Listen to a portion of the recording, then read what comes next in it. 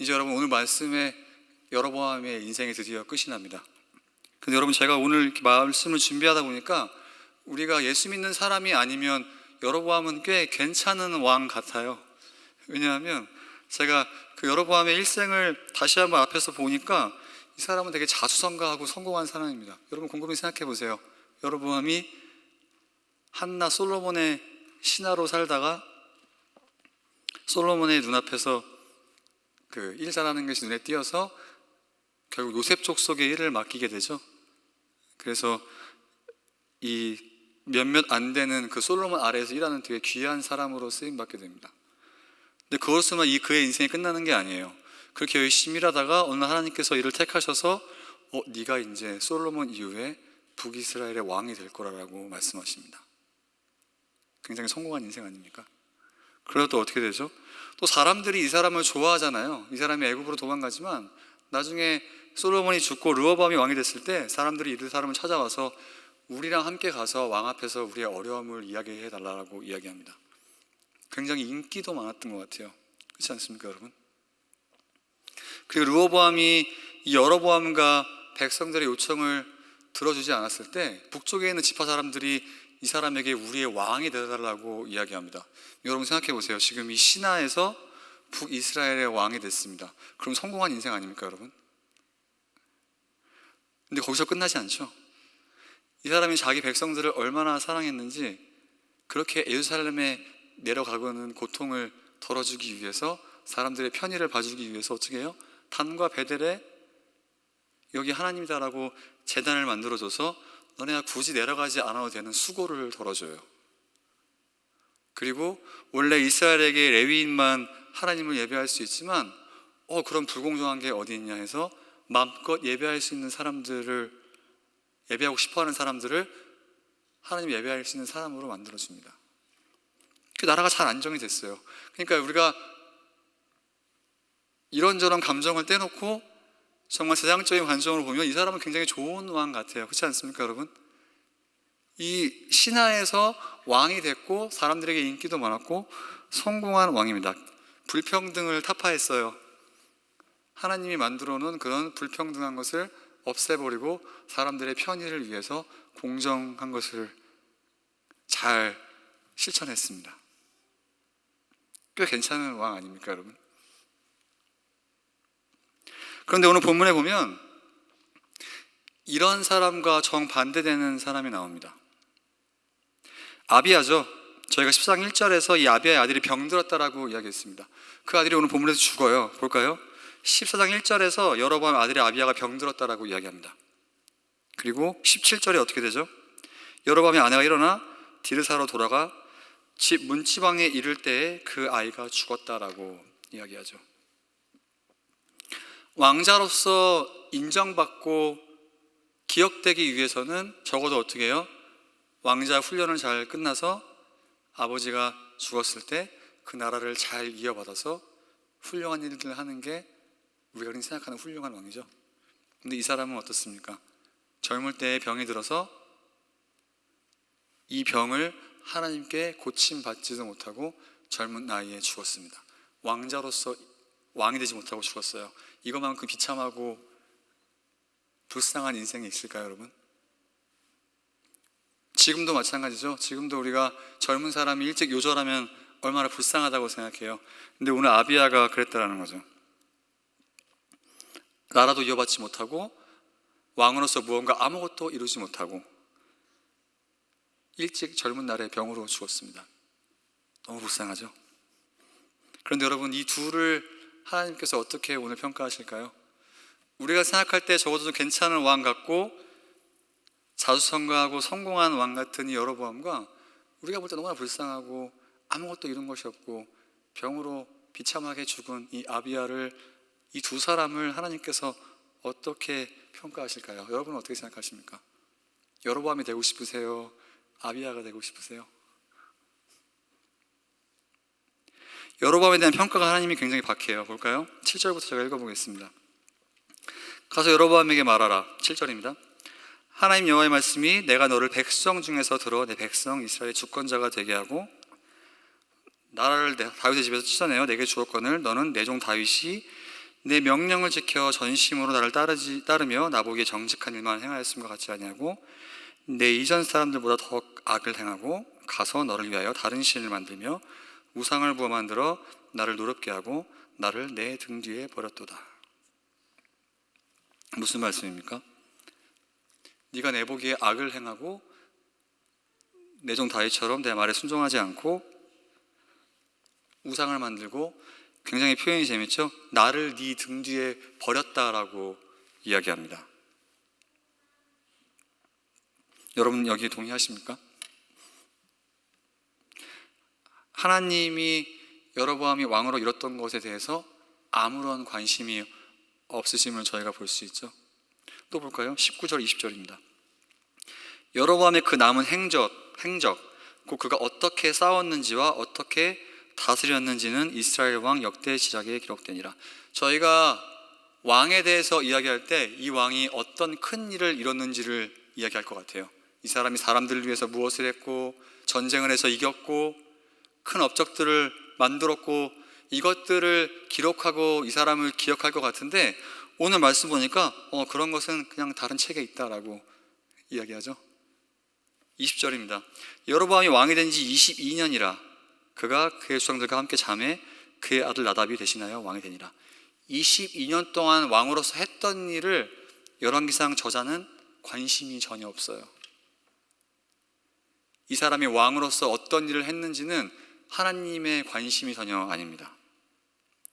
14장 30절에 이런 말씀이 있습니다. 르호보암과 여로보암 사이에 항상 전쟁이 있으니라. 남과 북 사이에 많은 전쟁이 있던 것 같아요. 그런데 이 북쪽의 여로보암 왕이 그 전쟁에서 지지 않은 것 같습니다. 그러면 만약에 우리가 역사를 기록하는 사람이면 적어도 우리의 왕이 얼마나 훌륭했는지를 보여주고 싶어하면 이 사람이 이런 전쟁에서 싸워서 이기고 나라를 빼앗기지 않았다라고 기억할 것 같아요. 맞지 않습니까, 여러분? 그런데 열왕기상을 기록했던 사람은 이런 것에 전혀 관심이 없다라는 거예요. 이 사람이 왕으로서 어떠한 전쟁을 해서 어떻게 이겼는지 아무 관심이 없습니다.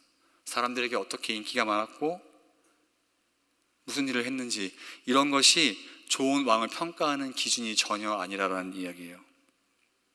이것이 왕으로서 얼마나 성공했는지를 판단하는 기준이 아니라는 것입니다.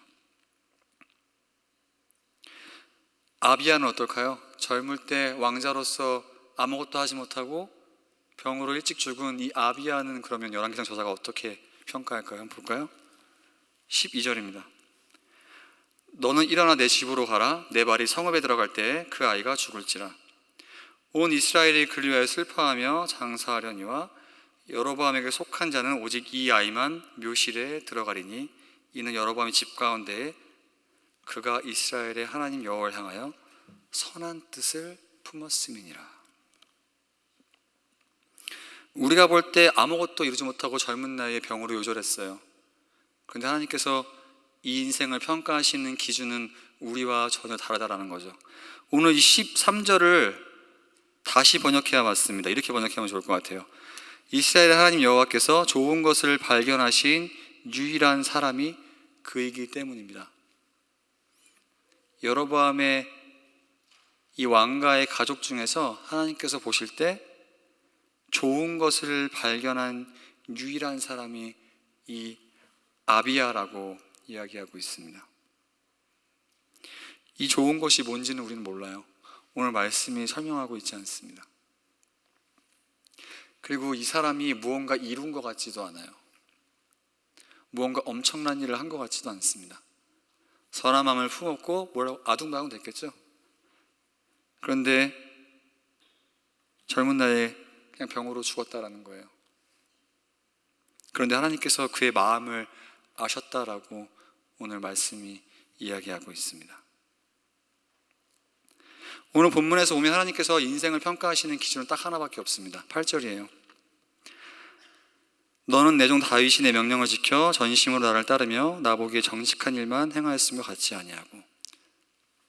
저희가 사무엘상하 열왕기상하를 보다 보면 다윗과 같았다라고 하는 표현은 크게 하나님 보시기에 우상을 섬기지 않고 죄에 대해 즉각적으로 회개할 줄 아는 사람을 일반적으로 이야기하는 것 같습니다. 말씀대로 살려고 노력했던 사람을 다윗과 같았던 사람이라고 계속 일관적으로 이야기해요. 그러면 우리가 도대체 성공한 인생이 무엇이고 성공하는 삶이 무엇인지를 오늘 본문을 통해서 생각해 봐야 한다는 것입니다. 앞에서 이야기했듯이 제가 감정을 쏙 빼고 정말 그냥 일반적인 관점으로 보면 여로보암은 너무나 훌륭한 왕이지 않습니까? 사람들에게 인기도 많았고 신하에서 왕으로 성공했던 왕이죠.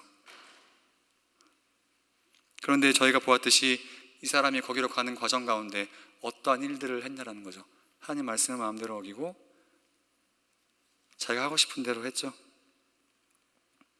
15절과 16절을 보면 이 여로보암이 그렇게 사람들의 마음을 얻기 위해서 또 자기 왕권을 안정시키기 위해서 단과 베델의 제단만 쌓은 것이 아니라 마음대로 레위인을 만든 것뿐만 아니라 결국 아세라 신상까지 만들었음을 볼 수 있습니다. 볼까요? 15절입니다. 여호와께서 이스라엘을 쳐서 물에 흔들리는 갈대같이 되게 하시고 이스라엘을 그의 조상들에게 주신 이 땅에서 뽑아 그들을 강건으로 트시리니 그들이 아세라상을 만들어 여호와를 진노하게 하였습니다. 여호와께서 여로보암의 죄로 말미암아 이스라엘을 버리시니 이는 그도 범죄하고 이스라엘도 범죄하게 하였습니다 하니라. 아세라상은 고대 근동에서 풍요를 양속하는 신이에요, 여러분. 그러니까 이 사람이 백성들의 마음을 얻게 하기 위해서 뭐예요? 하나님도 소개시켜주고 너네가 어떻게 하면 잘 살 수 있는지 이 아세라 신을 섬겨라라고 그렇게 그런 신도 소개시켜 주었다는 거죠. 그런데 이렇게 살았을 때 하나님께서 그 인생이 실패한 인생이라고 말씀하십니다. 심판받아 마땅한 인생이라고 말씀하세요. 그리고 아비야는 하나님 앞에 선한 마음을 품고 아무것도 이루지 못하고 일찍 병으로 죽었지만 하나님께서 그것을 다 알고 보셨다라고 이야기합니다. 그러면 여러분 우리가 지금 생각해 보아야 될 질문은 도대체 하나님 앞에서 어떤 인생관을 가지고 살아야 될지 우리가 생각해 볼 필요가 있습니다. 이렇게 얘기하면 너무 방대하잖아요. 그렇지 않습니까, 여러분? 그래서 질문을 조금 더 줄여보겠습니다. 지난 한 주를 돌아보시면 여러분 어떤 기준으로 지난 한 주를 잘 살았다, 성공했다라고 생각하세요? 여러분들이 생각하실 때 어떤 한 주가 잘 살은 한 주입니까? 일을 열심히 잘해서 직장 상사에게 인정받은 한 주가 잘 산 한 주입니까, 여러분? 아니면 비즈니스 좀 열심히 해서 이익이 그 전주보다 좀 올랐으면 저희가 잘 산 한 주인가요?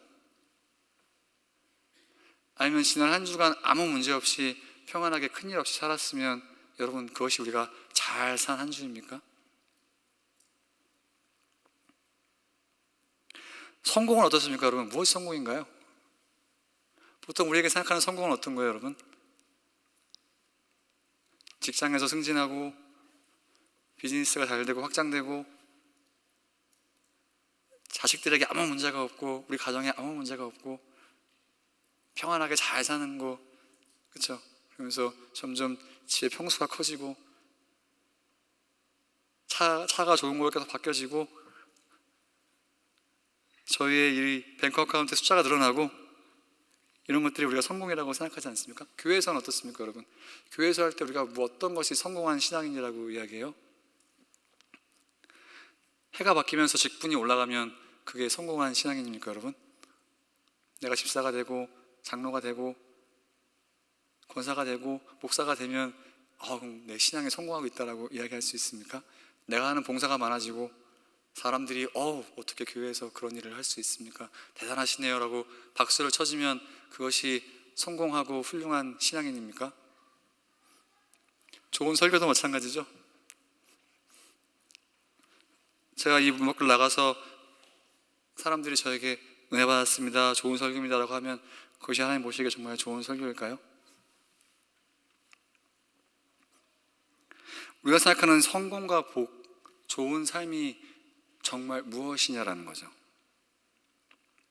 오늘 여로보암이 이렇게 하나님께서 저주하시고 경고하시면 저희 생각에는 여로보암이 일찍 요절하거나 질병으로 죽거나 사건 사고를 당해 죽었을 것 같죠? 근데 여러분 20절에 어떻습니까? 여로보암이 왕이 된 지 22년이라 그가 그의 조상들과 함께 자매라고 이야기해요. 보통 열왕기 상하에서 그의 조상들과 함께 자매라고 하면 대충 왕위를 잘 끝내고 자연사 했을 때 이런 표현을 많이 씁니다. 그 말은 여로보암이 22년 동안 이렇게 하나님 보시기에 쓰레기같이 살아도 잘 살다가 자연사에서 죽었다라는 거예요. 근데 우리는 이렇게 살면 잘 살았다라고 복받은 삶이라고 이야기하잖아요. 근데 하나님 보실 때 이 삶이 복받은 삶입니까, 여러분? 아비야는 어떻습니까? 젊은 날에 요절했죠? 병으로 죽었습니다. 하나님께서 그 병에 대해서 개입해서 고치지 않으셨어요. 우리는 그런 사람을 보면 어떻게 이야기합니까? 사람은 복이 없다라고, 실패한 인생을 살았다라고 이야기하죠. 누가 그것을 보고 복이라고 하겠어요? 그런데 볼까요? 13절입니다. 이 아이만 묘실에 들어간다라고 이야기해요. 제가 저희 열왕기상 13장 이야기할 때 얘기했죠. 이스라엘 사람들에게 묘실에 들어가서 죽을 수 있는, 자기 시신이 묘실에 들어갈 수 있는 건 굉장히 큰 명예입니다. 가족들의 묘실에 같이 묻히지 못하는 건 굉장히 불명예라고 여겼어요. 하나님께서 뭐라고 말씀하세요? 이 아이만 묘실에 들어갈 거라고 말씀하십니다. 왜냐하면 15장을 보면 북이스라엘에 반란이 일어나서 여로보암의 가족들이 다 죽게 돼요. 그들의 시체가 어떻게 되는지 우리가 알 수 없습니다. 이 아이만 묘실에 들어갈 거라고만 이야기해요. 다시 얘기하면 어떻습니까? 아무 문제 없이 잘 살다가 죽은 여로보암은 하나님 보시기에 저주받은 삶이었고, 오히려 일찍 병으로 죽었던 아비야가 하나님 보시기에 축복받은 삶이었다라는 거죠. 그러면 우리가 생각해 봐야 될 것이 있습니다, 여러분. 우리가 문제가 없다고 하나님 앞에 잘 살고 있는 게 아닐 수도 있어요. 우리가 하나님 앞에, 우리가 사람들이 보기에 승승장구하고 있다고 그게 하나님 보시기에 잘 사는 삶이 아닐 수도 있습니다. 반대도 마찬가지죠. 우리의 삶에 문제가 많고 어려움이 많다고 그것이 하나님 보시기에 못 사는 삶이 아닐 수도 있어요. 그것이 오늘 본문이 너무나 우리에게 명확하게 말해주고 있습니다. 그러면 진짜 심판이 무엇이고 축복이 무엇이고 성공이 무엇인지를 한번 생각해 봐야 한다는 거죠. 여러분, 22년 동안 자기 마음대로 성공해서 나라를 다스릴 수 있는 게 축복이고 복입니까? 오늘 본문을 보면, 아니면 하나님 앞에 선한 뜻을 품었지만 일찍 병으로 죽었던 아비야가 하나님께 복받고 성공한 삶입니까?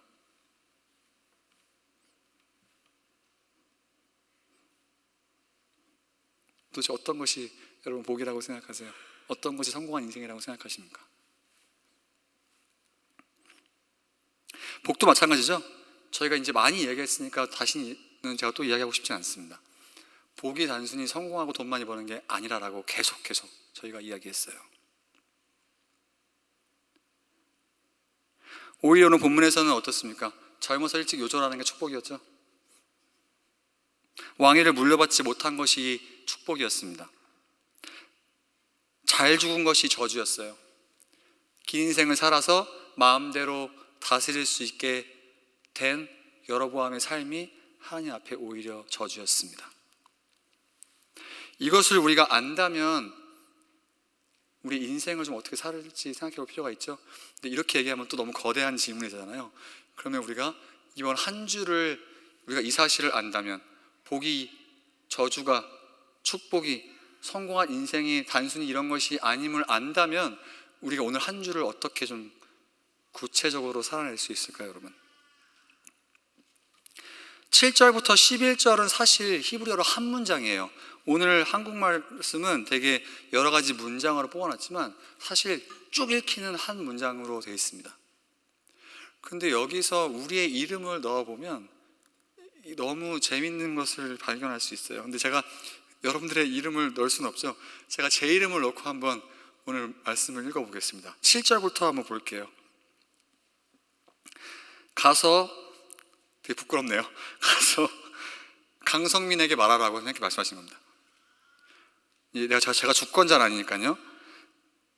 내가 그에게 악한 백성 중에서 구원해내서 빛과 소금으로 그 사람을 불렀는데 그는 내 명령을, 내 말씀을 지켜 따르지 않고 정직하게 행하지 않고 악을 행하고 우상을 섬기고 나를 화나게 하고 나를 내 등 뒤에 버렸다라고 우리에게 지금 말씀하신다는 거죠.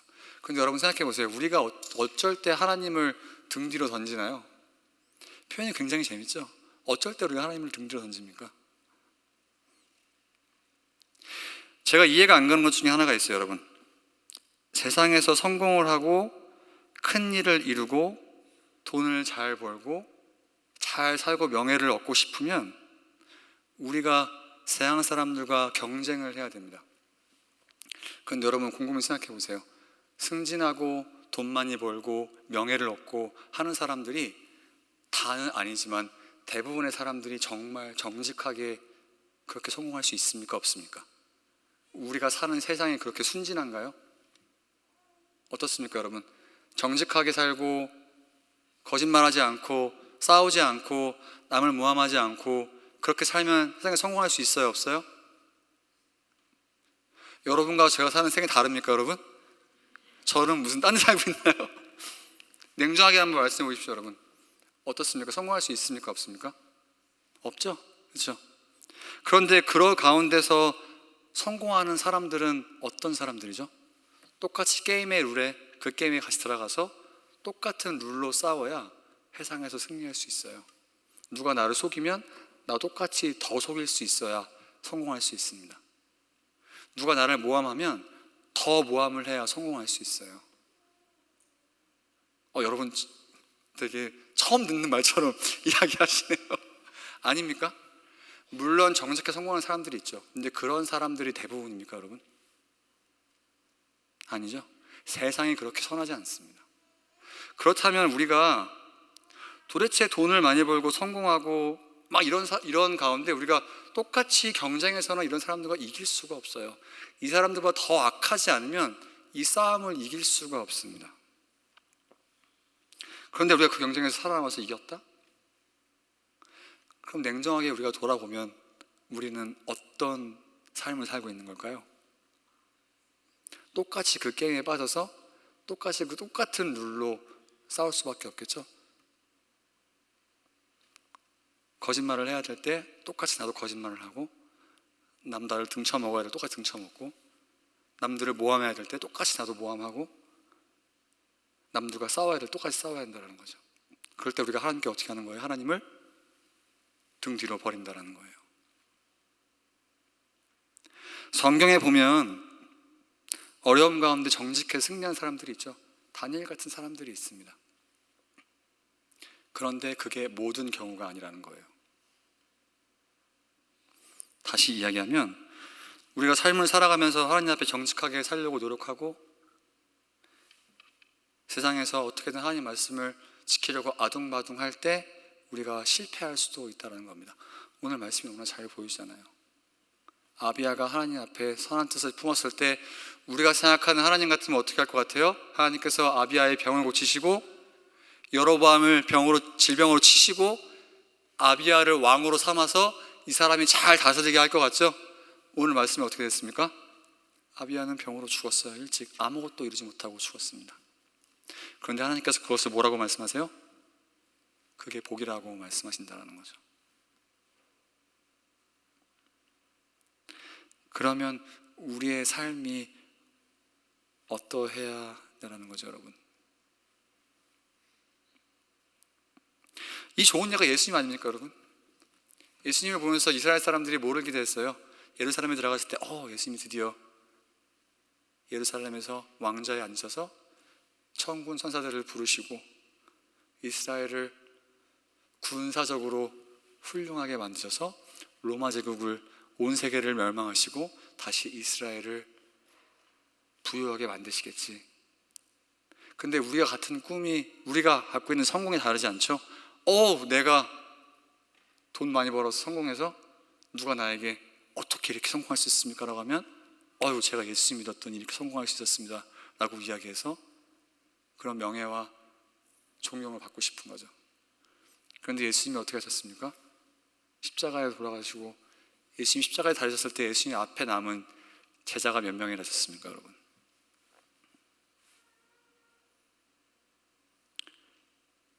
무엇이 과연 성공이고 실패냐라는 거죠.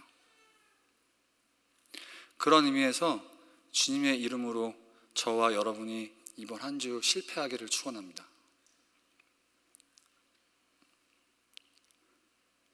기꺼이 실패하는 한 주가 되었으면 좋겠어요.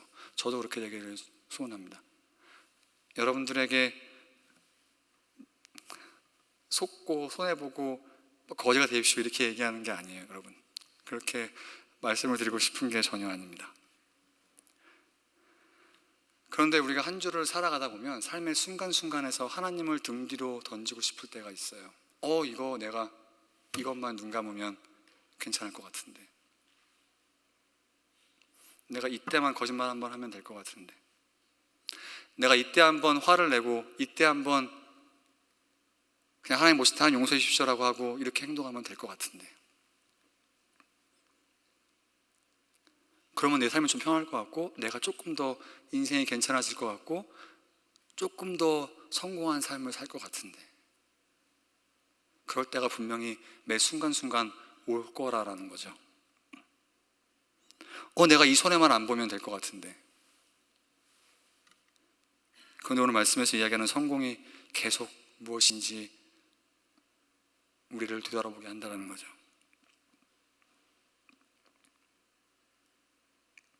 그런 의미에서 여러분이 또 제가 이번 한 주 실패했으면 좋겠습니다. 별로 공감이 안 가시죠? 제가 고린도전서 말씀 한번 봤으면 좋겠어요. 볼까요? 잘 보십시오. 얼마나 우리가 생각하는 고정관념과 사도 바울과 예수님이 이야기하는 성공이 다른지를 볼 필요가 있어요. 형제들아, 너희를 부르심을 보라. 육체를 따라 지혜로운 자가 많지 않냐며 능한 자가 많지 않냐며 문벌 좋은 자가 많지 않냐. 우리는 어떻게 생각해요? 우리는 예수 믿으면 잘 살기 원해요. 예수 믿으면 성공하기 원합니다. 예수 믿으면 우리가 좀 한번 떵떵거리면서 예수 믿으면 이렇게 된다 라고 이야기하고 싶어요. 근데 뭐라고 얘기합니까? 너희 중에 얼마나 문벌 좋은 자가 있냐라고 이야기해요. 그래서 뭐라고 말씀하세요? 그러나 하나님께서 세상의 미련한 것들을 택하사 지혜 있는 자들을 부끄럽게 하시고 세상의 약한 것들을 택하사 강한 것들을 부끄럽게 하려 하시며 하나님께서 세상에 천한 것들과 멸시받는 것들과 없는 것들을 택하사 있는 것들을 폐하려 하시나니 이는 아무 육체도 하나님 앞에서 자랑하지 못하게 하려 하심이라. 그럼 무엇이 성공한 삶이고 무엇이 잘 사는 인생이라는 거죠, 여러분.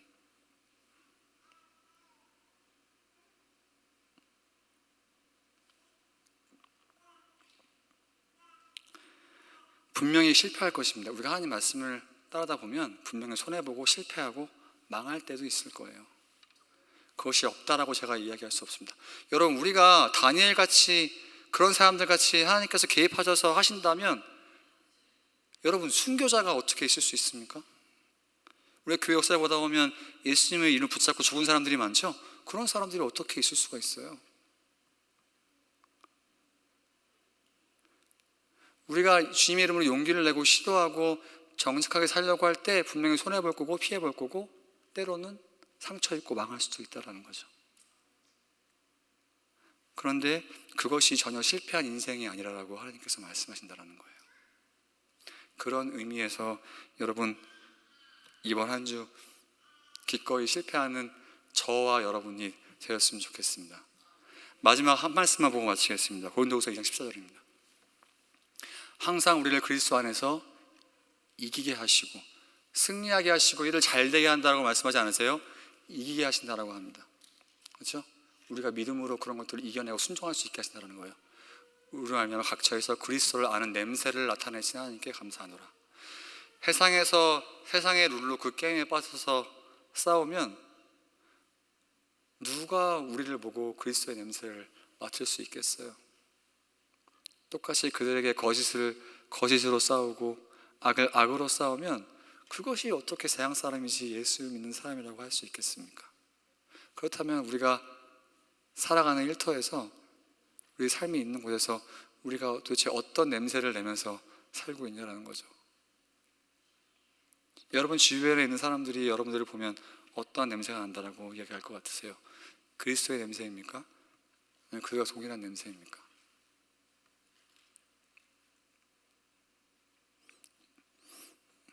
이번 한 주 기꺼이 실패하는 삶을 살아내시기를 주님의 이름으로 축원합니다. 기도하겠습니다.